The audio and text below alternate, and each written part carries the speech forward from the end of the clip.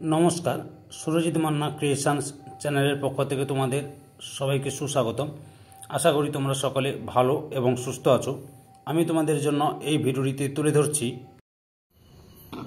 2025 সালের মাধ্যমিক পরীক্ষার্থীদের জন্য এবিটিএ টেস্ট পেপার 2024-2025 বাংলার যে সমস্ত পেজগুলি রয়েছে সেই সমস্ত পেজগুলির মধ্যে আমি এই ভিডিওটিতে তুলে ধরব 372 নম্বর পেজের বাংলার এমসিকিউ ও এসকিউ প্রশ্নের সম্পূর্ণ সমাধান।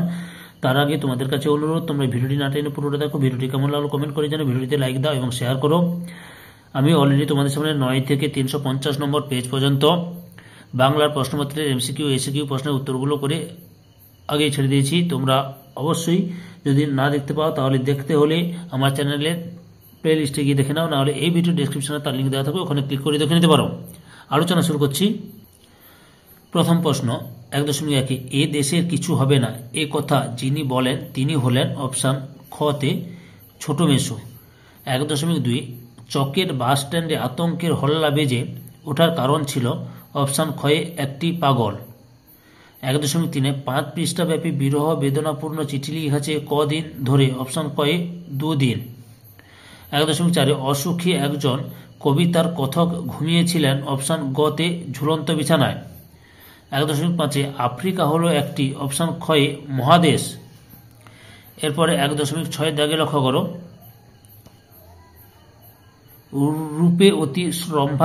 রূপে অতি রম্ভা যিনি রূপে রম্ভাকে জয় করেছেন অপশান খয়ে পদ্মাবতী।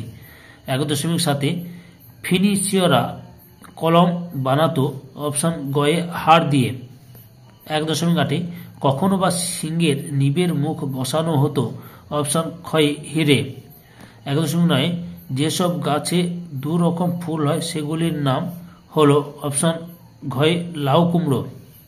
1.10 বিভক্তি অপশান খয়ে সর্বদা শব্দের পরে যুক্ত হয়। 1.11 পরপদটি প্রধান হয় যে সমাসে সেটি অপশান খয়ে তৎপুরুষ সমাস। 1.12 রাজায় রাজায় যুদ্ধ হয় এই বাক্যের কর্তাটি হলো অপশান গয়ে ব্যতিহার কর্তা।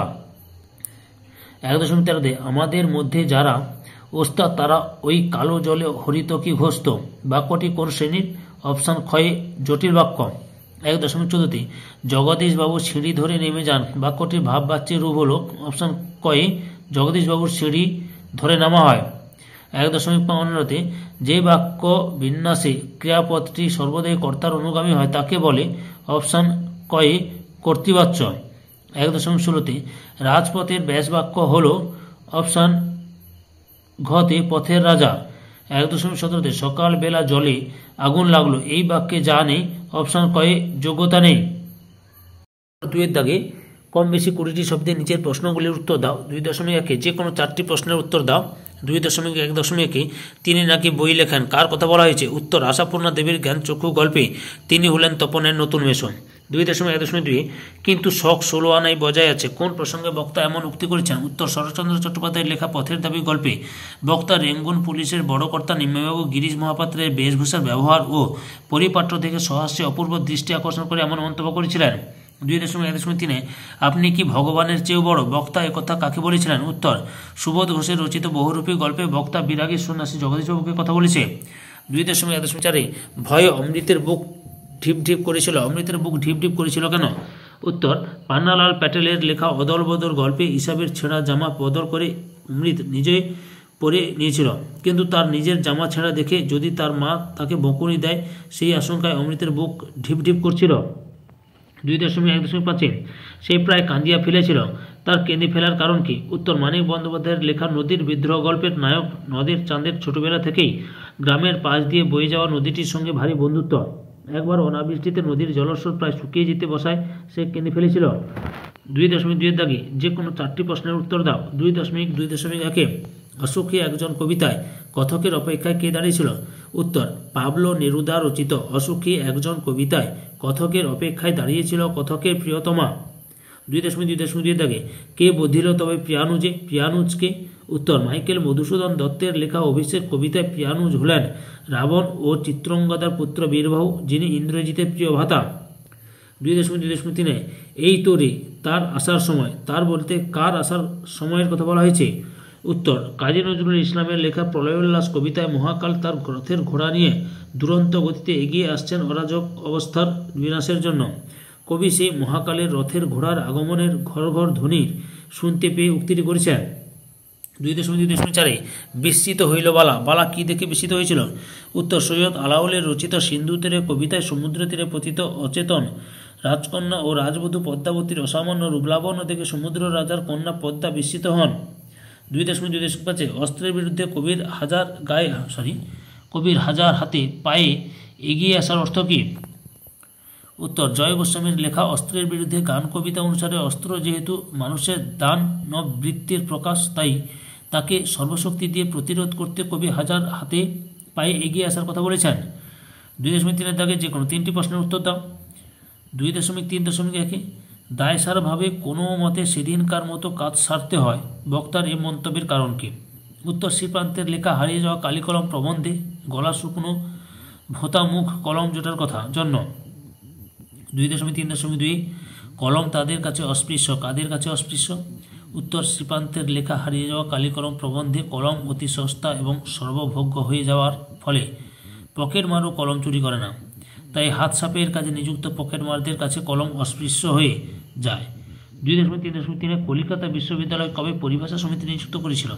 উত্তর, 1936 সালে কলিকাতা বিশ্ববিদ্যালয় যে পরিভাষা সমিতি নিযুক্ত করেছিল তা অধিকতর সফল হয়েছিল।